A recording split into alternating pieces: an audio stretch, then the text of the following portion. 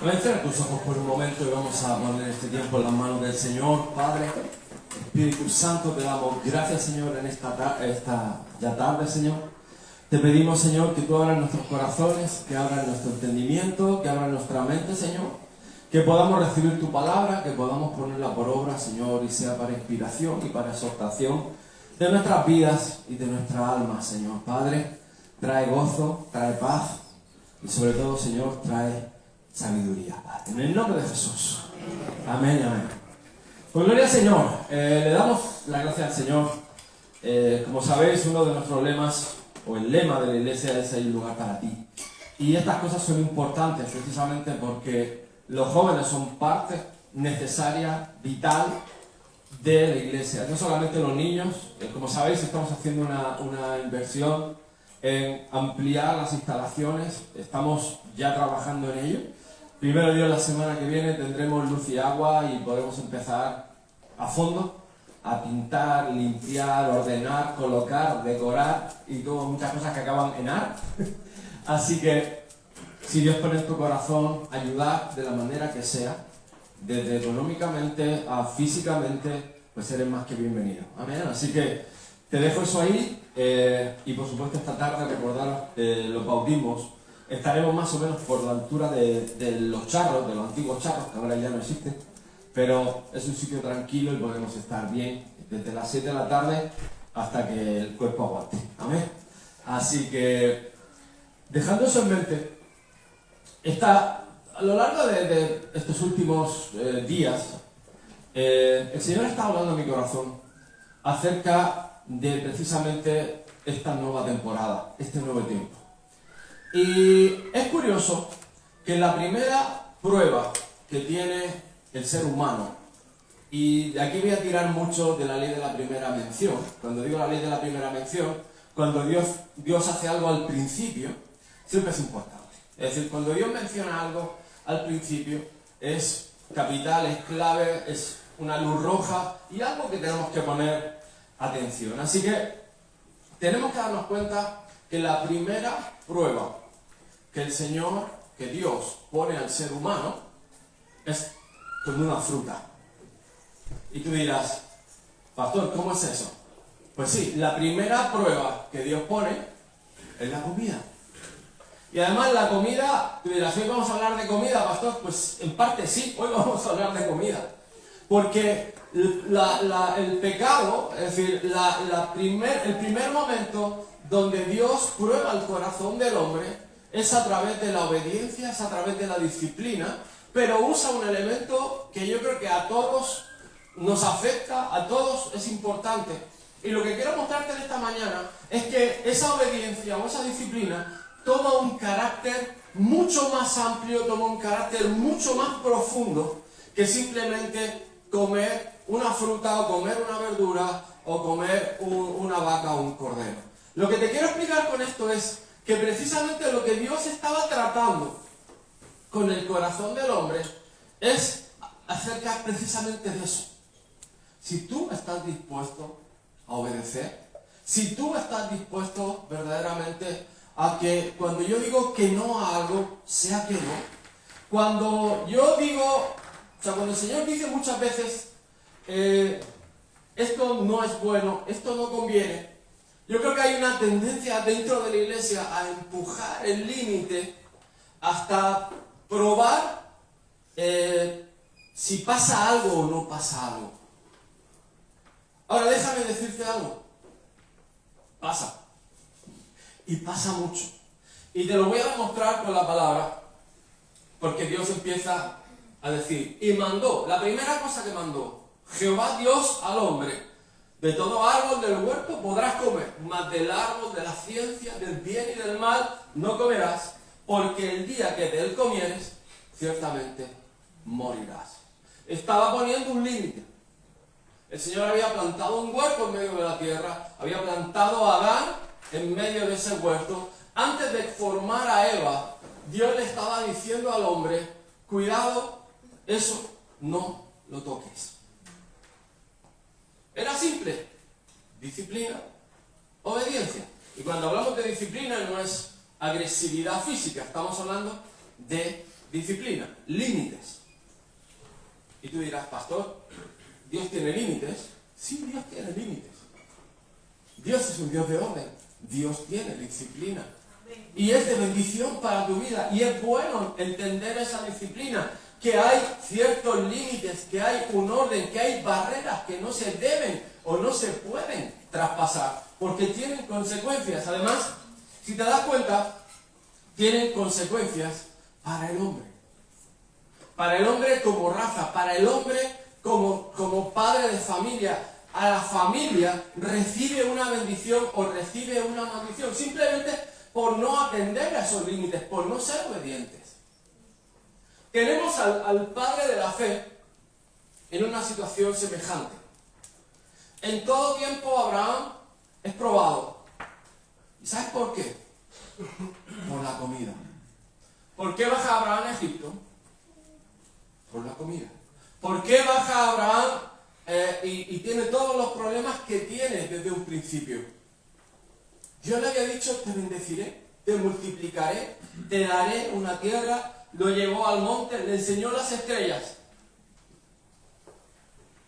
Pero te voy a dar la clave.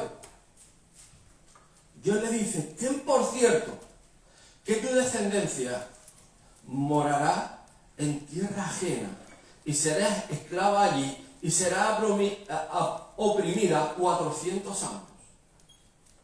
Mas también a la nación a la cual servirán juzgaré yo, y después de esto saldrán con gran riqueza.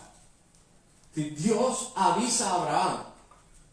Pero la cuestión es, si te eres observador, le di la vuelta al versículo. ¿Por qué? Porque Abraham, cuando Dios le estaba hablando, después de haber partido los animales, después de haber preparado el pacto para consumar el pacto, dice la palabra que le sobrecogió, ¿qué? El sueño. Estamos hablando de disciplina, obediencia. Y no solo le sobrecogió el sueño, el temor de una grande oscuridad. Y esto me hacía pensar en esos momentos donde, como digo yo, en la almohada, uno empieza a empiezas a pensar, ¿qué hago? ¿Qué hago? ¿Qué hago? ¿Qué hago? Dios me ha dicho esto y yo no lo veo, y no veo la provisión, y no veo los recursos, y no veo el momento, pero hay crisis, pero esto no va a ser así, porque ¿qué va a pasar? O sea, Dios le estaba diciendo a Abraham de una manera muy clara, tu descendencia, te he dado esta tierra, te voy a bendecir. Y esto es un programa de televisión, no sé si lo has visto, aquí se llama Crónicas Carnívoras, en América se llama El hombre contra la comida.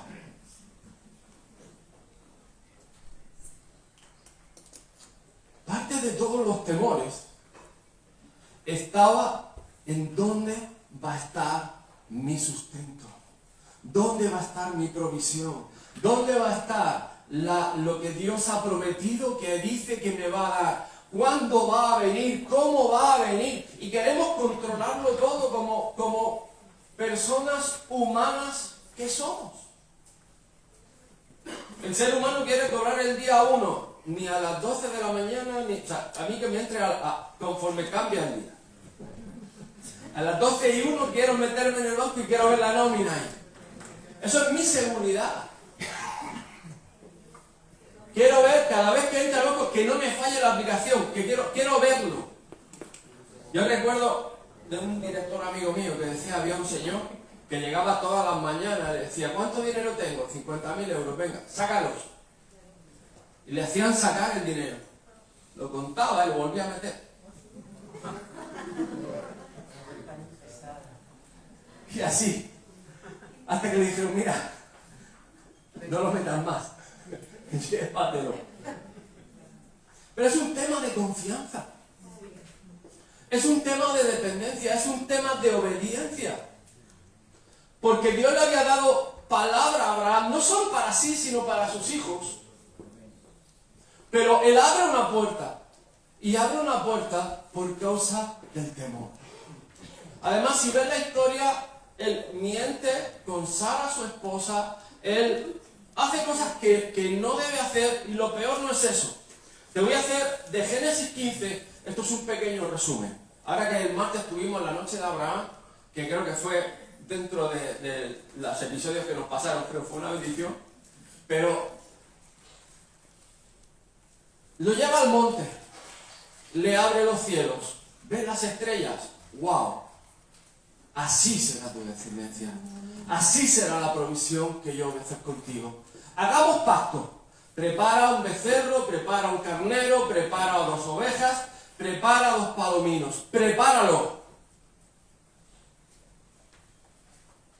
Y el Señor le advierte, si pones por obra, si obedeces lo que yo te digo, si guardas mis mandamientos, si pones pacto. Obviamente el Señor lo primero que hizo con Abraham fue circuncidar su corazón. Pero sobrevino el miedo. Y las advertencias se volvieron en una profecía. 400 años estarán en esclavitud. ¿Quién abrió la puerta de esa esclavitud? La abrió Abraham. ¿Por qué la abrió? Precisamente por esas inseguridades, por esa falta de confianza. Si te das cuenta, cuando Dios le da la promesa a Abraham de la tierra prometida, está ahí en un cuadrito, es mucho mayor al territorio actual de Israel. Mucho mayor, mucho más grande. Pero nos da la inseguridad, nos entra la incredulidad, nos entra la desconfianza. Empezamos a trabajar en nuestras propias obras e incluso, aunque Dios te dé la promesa, que en ese momento Dios descendió con el pábilo humeante y pasó en medio de esos 2 animales, de todo ese sacrificio animal, y pasó solamente el Señor. ¿Sabes por qué? Porque el hombre solo no era capaz de cumplir ese pacto. Ahora déjame decirte algo. El fruto de Génesis 16 es que Abraham buscaba y dar la luz a Ismael. No hace falta que te explique quién es Ismael. Ismael es el padre de toda la nación árabe a día de hoy. Y precisamente gran enemigo de Israel. Gran enemigo de la promesa de Dios. Ahora, Dios había dicho lo que Dios había dicho. Te haré una nación grande. Mira si son grandes. Técnicamente hablando, son más grandes que el propio Israel. Porque Dios no miente. Y porque Dios es fiel a sus promesas. Y porque Dios cumple todo lo que dice que Él va a hacer. Y Dios tiene misericordia. Y Dios dice que es lento para la ira y grande en misericordia. También estaba envuelto el trato que Dios tenía con los habitantes de la tierra allí. Dios estaba dando precisamente tiempo y esperanza para que hubiera un cambio en la manera de vivir, para que hubiera un momento en el que pudieran volver a Dios y arrepentirse. Ahora, tú dirás, vale pastor, todo esto que nos has contado está muy bien. Iglesia, ¿qué pasa? Ok, primera tentación de Jesús. ¿Con qué fue tentado Jesús en el desierto? Con la comida. Podría haber hecho esta predicación de la glotonería, que también es obediencia y disciplina, pero hoy no va por ahí. Otro día que me inviten, lo mismo, hacemos algo, o quizás lo hacemos en algún fráter o en alguna cosa así. Jesús fue tentado con la comida. Y Jesús hace alusión a un versículo de Deuteronomio, y es que el hombre vive de toda palabra que sale de la boca de Dios. Y ahí es donde digo, Abraham había estado viviendo precisamente esos encuentros personales con Dios, que iban a marcar a toda una nación, a todo un pueblo. Dios estaba reiniciando esa nueva etapa, y es probado con la comida. Jesús empezaba un nuevo tiempo, se llama iglesia. Hola iglesia. Nuestro principio, el momento del inicio de su ministerio, es probado con la comida. Es probado con las cosas que tenía a su alrededor. Había piedras. Y aún así, Satanás hace una cosa muy astuta. Prueba al Señor diciéndole, hasta las piedras hay poder para transformarlas en provisión. ¿Tú crees que lo que estaba diciendo Satanás era mentira? Lo que estaba diciendo Satanás era una media verdad. Dios podía transformar esas piedras en comida, en provisión, en alimento, en sustento. Y Dios lo puede hacer también. Si Dios puede proveerte, Dios puede traer provisión, Dios va a ser fiel a cualquier promesa que Dios te haya hecho. Puede cambiar una piedra en pan. Hasta los diablos lo saben. El problema es que tú y yo todavía no nos cayó. Pero espero que en algún momento nos caiga. Y el problema de todo esto es que otra vez volvemos a Abraham. Viene su hijo Isaac. ¿Con qué probado? Con la comida. Génesis 26. Después hubo hambre en la tierra, además de la primera hambre que hubo en los días de Abraham. Dios prueba con el sustento. Dios prueba con la provisión. Dios prueba con la fidelidad que Él te ha dicho que va a hacer algo y que todavía no ha pasado. Y entra el temor, entra la desconfianza y entra sobre todo la indisciplina o la desobediencia de no esperar a la obra milagrosa del Señor. Como te he dicho, hasta los diablos lo saben, pero nosotros, lo de Agar se quedaría en una mera anécdota, porque acabamos haciendo las cosas a nuestra manera. Dios tiene que decirle a Isaac, Isaac, tú no desciendas a Egipto. Era lo fácil, era lo recurrente. En Egipto hay un gran río, todos lo sabían. En el gran río hay campos fértiles con arenita, donde enraizan bien los tomates, los pimientos, las cebollas, y son campos fértiles de cultivo. No falta el agua, con lo cual hay comida. Pero es una tierra idólatra. Es una tierra que si tú te mezclas en esa tierra, va a traer confusión a tu corazón. Va a desviar tu corazón, va a llevarte a que te metas en un sistema donde no se agrada a Dios. Donde Dios no es lo primero, donde Dios no es exaltado, donde Dios no es alabado, donde el corazón del pueblo es llevado a mil y una cosas, a mil y un entretenimiento, pero por supuesto, ninguno que te acerque a Dios. ¿Qué hace Dios? Le recuerda, habita en la tierra que yo te diré. Habita porque te voy a bendecir. Habita porque voy a hacer grande toda tu descendencia y confirmaré el juramento que hice a Abraham tu padre. Multiplicaré tu descendencia como las estrellas del cielo y daré a tu descendencia todas estas tierras y todas las naciones serán benditas en tu simiente. Claro, había una segunda parte. Si no haces las cosas bien, probablemente también tu simiente va a recoger todas estas cosas. Como han dicho los chicos del campamento. Miren, yo he visto una cosa. Estuve el viernes ahí. Nos hicimos 200 kilómetros de ida, 200 kilómetros de vuelta, con 40 y cuántos grados. Y estuvimos ministrando al Señor. Y yo te digo que lo que yo veía eran almas con heridas. Yo veía huesos rotos. Veía corazones malheridos. Y te digo una cosa, con 14, con 12, con 15, obviamente los colegios, las escuelas tienen un papel importante. Pero el de la casa es más importante. ¿Qué está pasando en las casas? ¿Qué está pasando? Ahí es donde digo, señores, hay que despertar a esa comunión, a esa relación personal con Dios. Papás tienen una responsabilidad en su descendencia. Y empieza porque Abraham oyó mi voz. Porque Abraham guardó mis preceptos, mis mandamientos, mis estatutos, mis leyes. Es decir, obediencia y disciplina.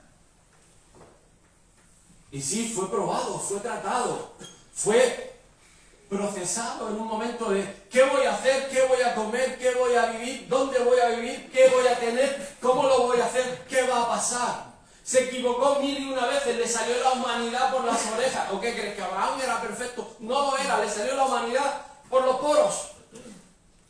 Pero en su corazón guardó sus mandamientos, las órdenes, los preceptos, los mandamientos, los estatutos, las leyes. Y lo más importante de todo, escuchó la voz de Dios. Y creo que estamos muy ocupados, o nos ocupamos demasiado, precisamente por esa ansiedad de esta primera tentación. El hombre y la comida. El hombre y no dejo que Dios trate con mi dependencia. Isaac prosperó. Sí, pero hay un pero. Hay un pero y hay un pero gordo, que se llama Jacob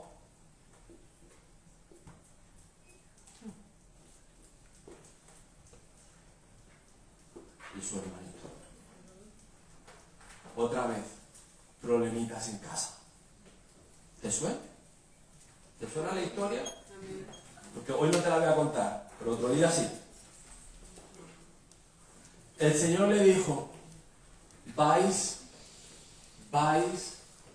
a morar en tierra ajena, seréis esclavos, seréis oprimidos. ¿Por qué? ¿Por qué? Por el temor, por la desconfianza, por el sueño, por estar distraído, por no tener esa disciplina, por no tener esa obediencia. Y algo parecido ocurrió con Abraham, es decir, esto no es nuevo. Satanás no ha cambiado de estrategia, es decir, los grandes hombres de la fe, te estoy hablando claramente, todos han sido tratados con la comida. El mayor profeta de todos los tiempos fue tratado con saltamontes y con miel. Pero una dependencia total. Y eso es por qué lo ha hecho el mayor profeta de la historia antes de Jesús. Dependencia. Porque además el Señor todavía les dice, miren, de lo que les preocupe, yo los voy a salvar con gran riqueza. Y yo te digo una cosa, he escuchado mil testimonios, pero hemos hablado de restitución. Y tienes que tener claro que hay que vivirla. Cuando Dios sana, cuando Dios salva, cuando Dios trae salvación, cuando Dios te salva a Egipto, te saca a Egipto, porque el pueblo, o sea, es decir, Jacob y sus hijos, ¿por qué fueron a Egipto?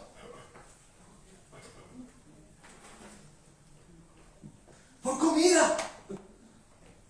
¿Por qué?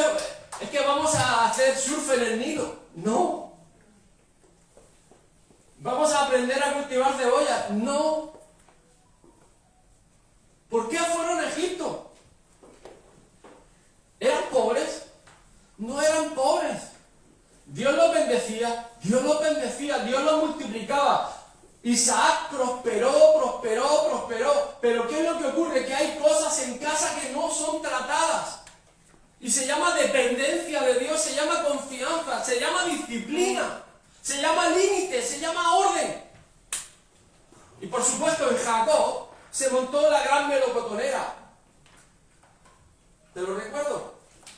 Un tal Rubén, un tal Efraín, un tal Leví, un tal Judá, un tal José.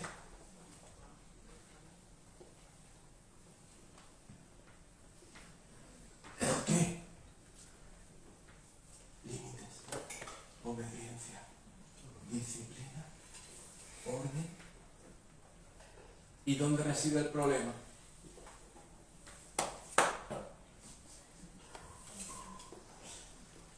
José revela el corazón y revela la herencia, la desconfianza. José revela en su vida no solamente el hombre de sueños que Dios promueve, que es un hombre íntegro, que es fiel a Dios. Dependencia, disciplina, provisión, promoción. Sí, José. Mayordomía, gracia, favor. Y José estaba en el menos. Estaba en prisión, estaba en el -2. Pastor, si yo ya estoy a 0. José estaba en el -2. Y Dios lo promovió. ¿A qué? Administrador de Egipto.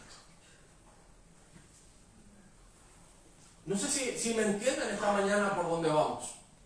Ahora, quiero sacarte de aquí. Quiero que entiendan la salida de aquí.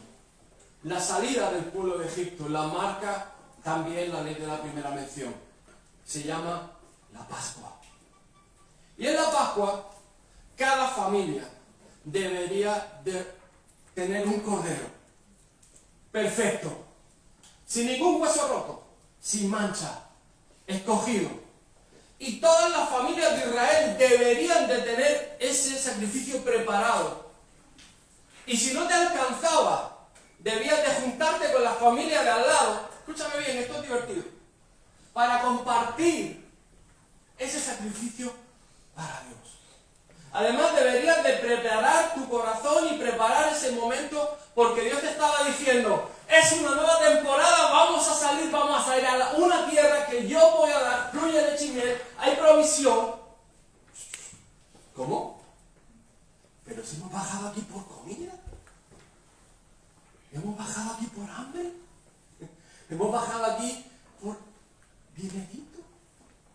Aquí no nos falta el trabajo. Como lo remuneran es un poco cuestionable, pero aquí no nos falta ocupación, aquí estamos entretenidos. Podemos dar paseitos en barco, el Nilo viene tal, jugamos con los cocodrilos, entrenamos serpientes, en fin. La vida es cool en Egipto. Hacemos construcciones raras.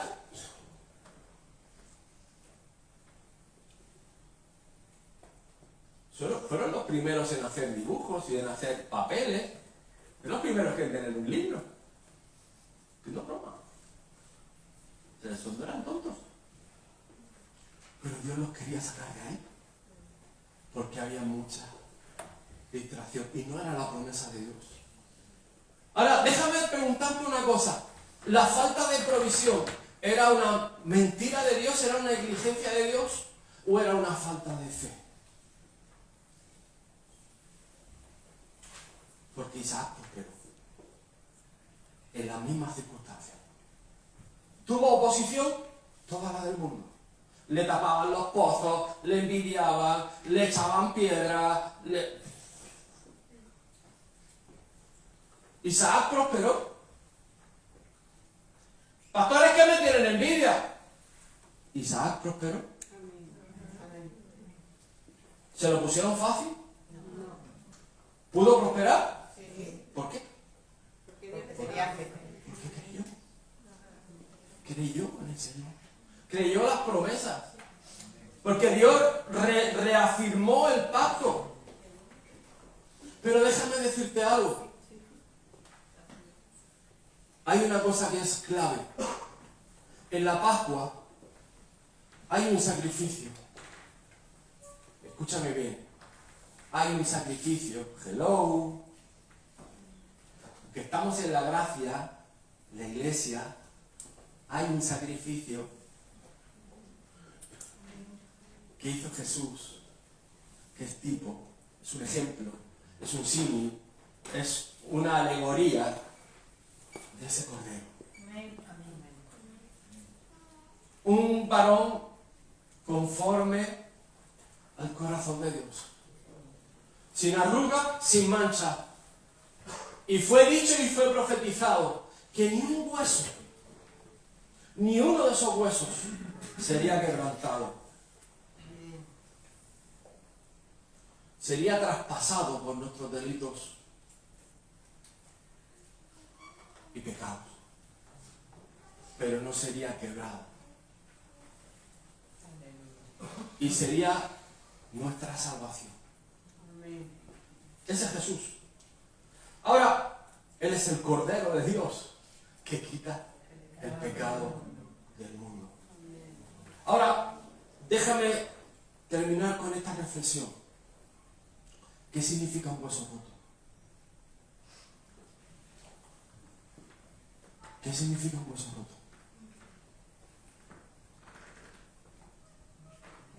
Si me rompo un hueso de la mano, el hueso suelda. Depende de dónde me lo parta, probablemente no pueda hacer lo que antes hacía con la fuerza, con la intensidad, con la agilidad que antes lo hacía. Espero que Dios.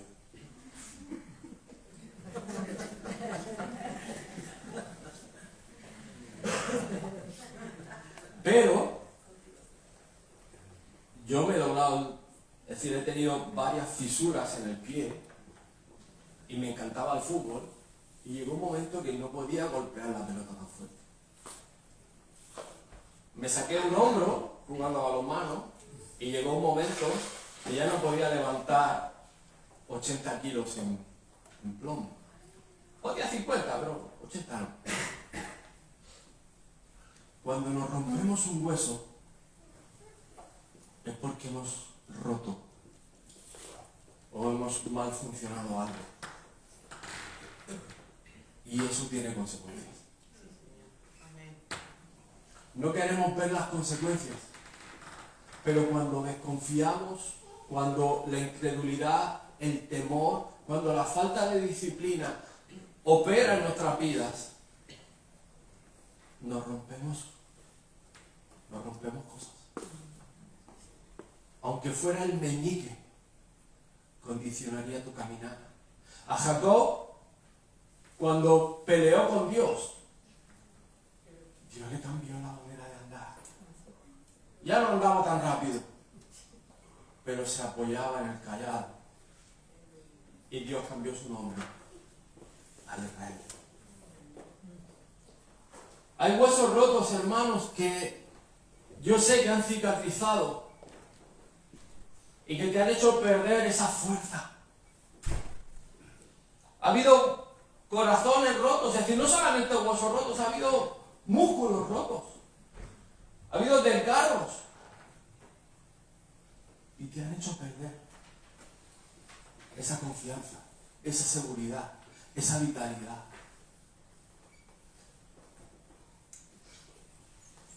Ahora, ¿qué es lo que ocurre? O sea, ¿cuál es la solución de esto? Porque a mí se me despertó la alarma el viernes cuando vi 30 jóvenes y el 98% traían cosas rotas. Y te voy a decir algo, aquí no estamos mejor.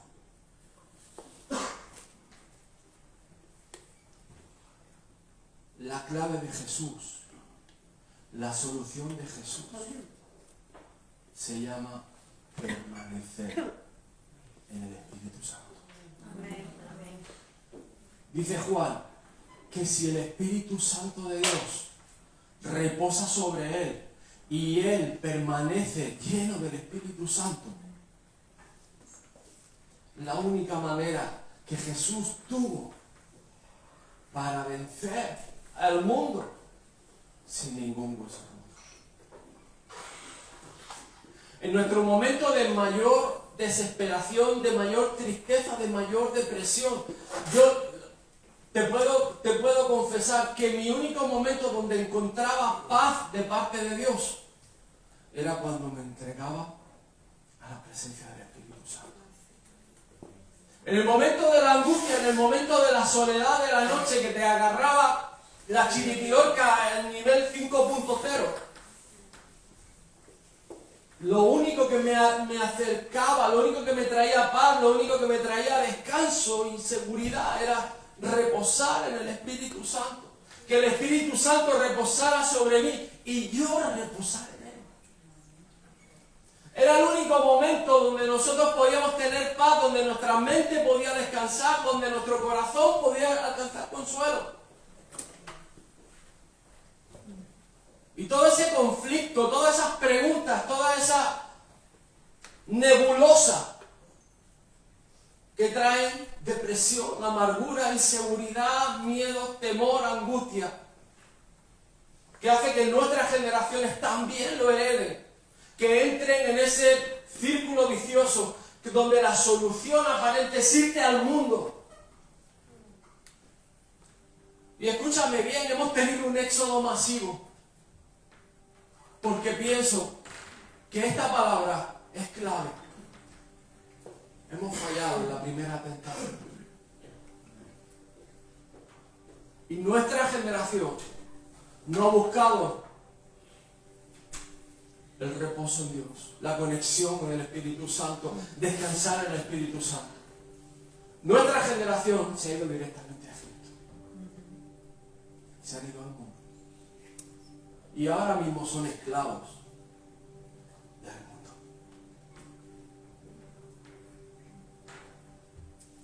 Solo hay una persona que trae salvación. Se llama Cristo Jesús. Amén.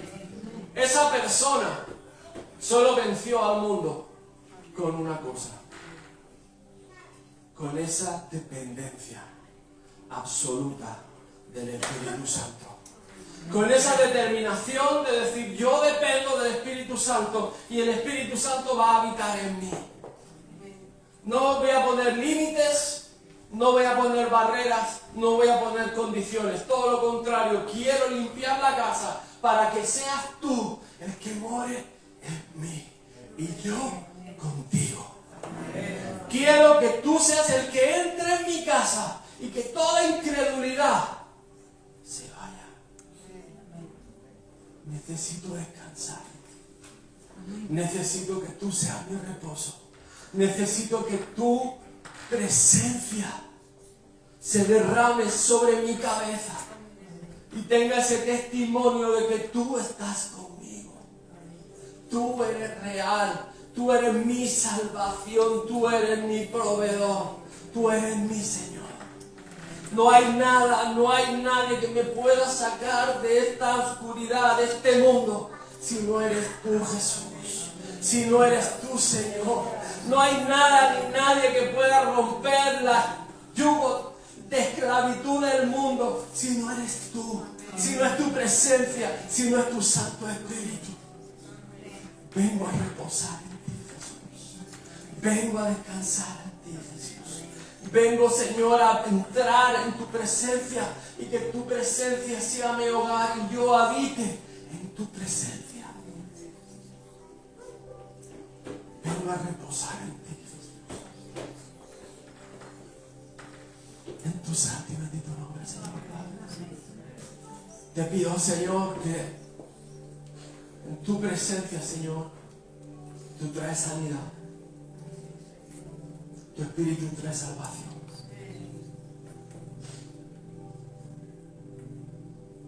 Señor, no queremos ser más esclavos, Señor, de depender de otras cosas que no seas tú. No queremos, Señor, estar aferrados a nada que no seas tú. No queremos estar atados o entretenidos a nada que no seas tú. Espíritu Santo de Dios, te pido, Señor, que en esta nueva temporada, Señor, podamos vencer esta primera prueba. Que podamos vencer a nuestra carne, Señor. Que tu Espíritu Santo repose sobre esta iglesia, sobre este lugar, Señor. Y que nosotros podamos reposar